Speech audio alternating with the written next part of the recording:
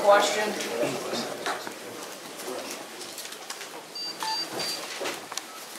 Start there with Brad on the right. To win here at Michigan State, the mood in your locker room, what does this day mean to you and to your team? Oh, great win, fabulous, fabulous mood in the locker room. Team feels great about itself, and it should. There's one in the back, right over here to the right, Dan. Point there in the third quarter when the rain started coming down, he fumbled and they just tied the game up, and it kind of felt like a lot of the other Michigan State games felt like when Michigan State took control. What did this year's team do to keep things from spiraling out of control? I mean, our team never blinked the entire time. They played hard, they played smart, and you know, from the pregame shenanigans, there was no backing down today by our guys. From then on. On the left-hand side, Chris. Coach, talk about the way you ran the ball today and the job that the offensive line continues to do in the third and fourth quarters.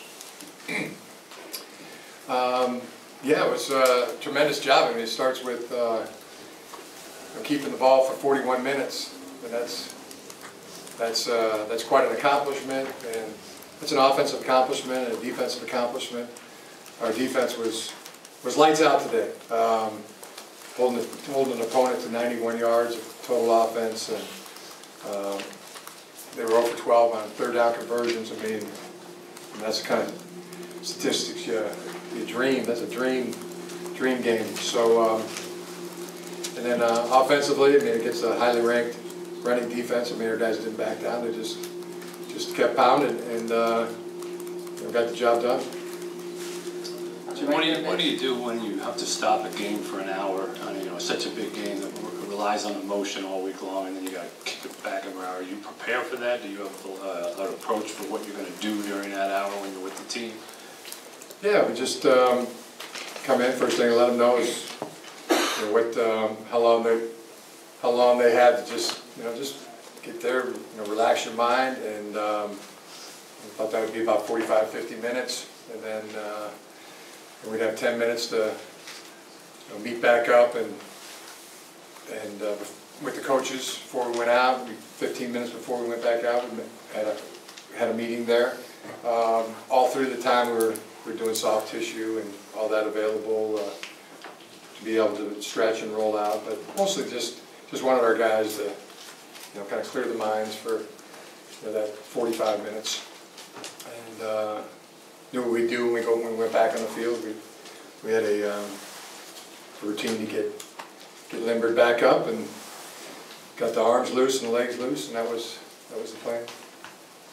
On the left, on the side there, Wojo. Jim, you mentioned the pregame shenanigans. What was your thought on that? How it started, how it ended, and how it affected your team? Well, I just heard about it. I didn't see it, but Dave was out there. He saw it, and apparently they were clotheslined. Two of our guys came out in their helmets. Lawrence Marshall they just went up and clotheslined him. Old-fashioned clothesline. Ripped off, one of their guys ripped off Levert's headphones. Total bush league. And apparently Coach D'Antonio was 5 yards behind it, all smiling. So yeah, I think it's bush league. That's my impression of it. But our guys, they didn't blink. They didn't come here to back down or get intimidated by anybody. So we never have in this game. And guys did what they had to do. Be a happy bus ride home. Jim, do you think those pregame shenanigans served to motivate your team at all? Yeah, could have. Yeah, maybe. Certainly wasn't gonna intimidate us. Made us blink. So, with the outcome, yeah, maybe not. Front left there, Steve. Jim, in the second half for the second straight week against the quality opponent, your offense really found a groove. The running game really took off. Talk about what goes into that happening, the running game being so effective in the second halves of these games. Well, we've been a really good third quarter team and fourth quarter team. Our guys playing hard and smart. The entire ball game, I think we're a well-conditioned team. And, I think we're a smart team. I think all those things really factor into it. Coaches do an incredible job. We got the best coaches,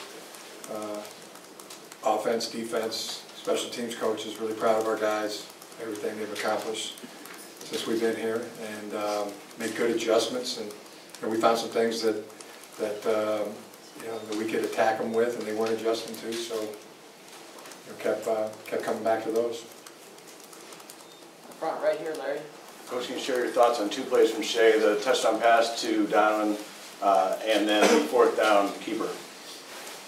Yeah, I mean, a lot of big plays by Shea today. And that was the huge one, was the one to Donovan. That was that throw was really right on the money. Donovan did a great job at the line of scrimmage against the press coverage and created the space, and then created more space after the release. Made a fabulous over-the-shoulder catch. The corner, you know, went for the tackle, he kicked out of it, and then it was, I think he was gone. So but it was a great time for that play to happen in the ball game. And Shea thought he was really good on all of his reads and runs. You know, maybe just one, really the first one, first third down. He could have pulled it and maybe scored, but thought he did a fabulous job. Again, love him. On the left there, Chris. Coach, when they took the momentum there and they scored the short touchdown, what did you see from your guys, and just talk about the way they responded to the adversity? Yeah, I came across a great quote this week. Alonzo Mourning, adversity introduces a man to himself, and our guys didn't blink.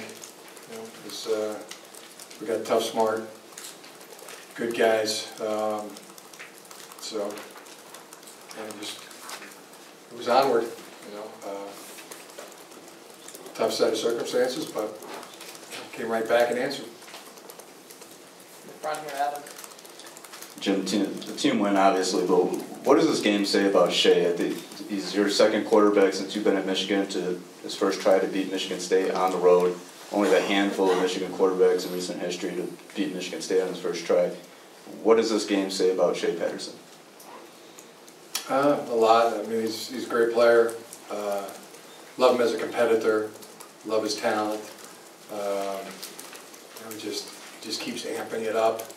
You know, as the game goes on. I mean, he's. I think he embraces all the pressure situations, and you know, just pours it out there on the field. Really pours his heart and soul into playing the game, and just the ultimate respect for him and the way he plays, and who he is, and how he competes. Competes like a maniac. Love it. Got time for about two more. We'll start on the right, Dan. Jim, the tenor of this rivalry since you've gotten here has been fairly respectful and sportsmanlike. I guess what you and Coach D'Antonio said going into this week. Did that change today with some of the stuff that went on pregame? Yeah, I mean, I didn't think that was real respectful. So, you know my feelings. I think it's bush league, and I got really nothing else to say about it. Back left, Wojo. Jim, could you tell, leading up to this week, and then your players expressed how big this win was and how desperately they wanted it. Did you see a different look in their eyes for this game because of how last year went against this team? Oh yeah, it was. Had this one circled for a long time, for a whole year. All right. Thanks, guys. We'll get Coach out here.